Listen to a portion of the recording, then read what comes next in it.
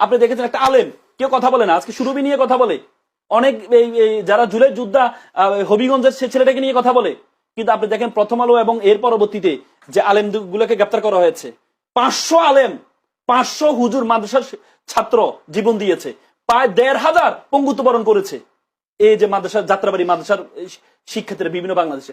অথচ আলেমদেরকে যাদের গ্রেপ্তার হচ্ছে, আপনি দেখেছেন আজকে পুলিশে তাকে চর মারছে, একটা আলেম দাড়ি বড়। কেন? এরা কারা?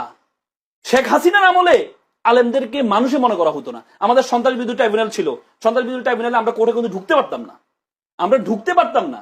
ঢুকার সময় আপনার বিভিন্ন গোয়েন্দা সংস্থার লোকজন আমাদেরকে থ্রেট দিত, ঢুকা যেত না, আলেমদের পক্ষে কথা বলা যেত না। এখনো পর্যন্ত আজকে জুলাইয়ের পরবর্তীতে কিন্তু আলেমদের যে মামলাগুলো এখনো পর্যন্ত, ওই দিন আমি শুনানি করে আসছি, আমি কোর্টকে বলছি এখনো আপনাকে সাক্ষী দিতে হয়, যতগুলো আয়ু আছে প্রত্যেকটা আয়ু হচ্ছে হিন্দু। আমি ধমক দিয়ে কোর্টের সামনে বলেছি, বিজ্ঞ আদালত আজকে 1.5 বছর হয়েছে বিপ্লব হয়েছে, এখনো পর্যন্ত এই আলেমদেরকে যাদেরকে গুম করা হয়েছে, তাদের বিরুদ্ধে জঙ্গি মামলা দেওয়া হয়েছে, এই মামলাগুলো এখনো শেষ হয়নি। দুঃখজনক। আমি মনে হয় এড়াই যাবেন না।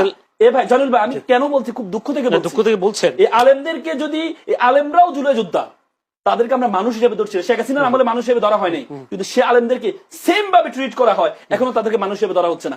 একটা পুলিশ কিভাবে চর মারতে পারে? এটা আইনে পারে? রিমান্ডে নেওয়ার পর আমরা রিমান্ড মনে করি মার, রিমান্ডে উচ্চ আদালতের নির্দেশনা আছে, যদি আপনাকে রিমান্ডে নিতে হয় তাহলে যেভাবে তাকে নিয়েছেন হুবহু একইভাবে তাকে ফেরত আনতে হবে। সেখানে কোর্টে, ওপেন কোর্টে চর মারছে, তার মানে তাই সেদিন রিমান্ডে নিয়ে কি না করেছে, কি নির্যাতন না করেছে। হ্যাঁ, একজনকে বলতেও শুনেছি যে এখানে বলেছিস একবার, এবার তো মিডিয়া না, এবার দেখি বল তোদেরকে। এই ধরনের ঘটনা আমরা দেখেছি ভিডিওতে। কিন্তু